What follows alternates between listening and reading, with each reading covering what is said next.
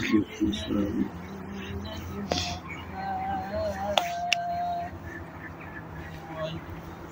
ربك رب العزة عما يصفون وسلام على المرسلين والحمد لله رب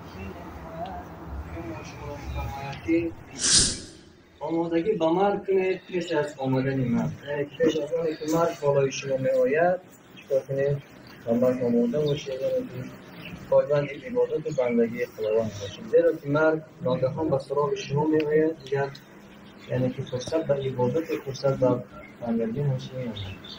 به همین خاطر برادر ما و شما که در مسافرت یعنی که شربت مرگ را چشیدند، که از برای رزق و روزی حلال رفتن و در مسافرت شربت مرگ چشیدن هم پاداش و اجر زیاد دارد.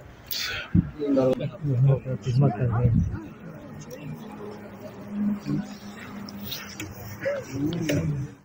تکرار روزی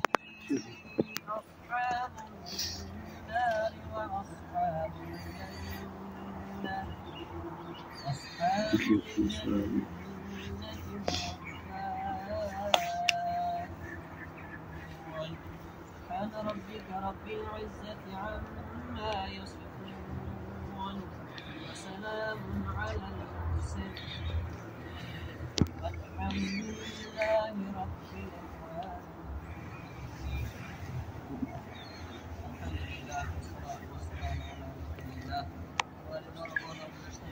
سلام و شما را می‌فرماید که آمادگی با مرگ کنید پیش از آمدن مرگ. یعنی پیش از آنی که مرگ بالای شما می آید چیکار کنید؟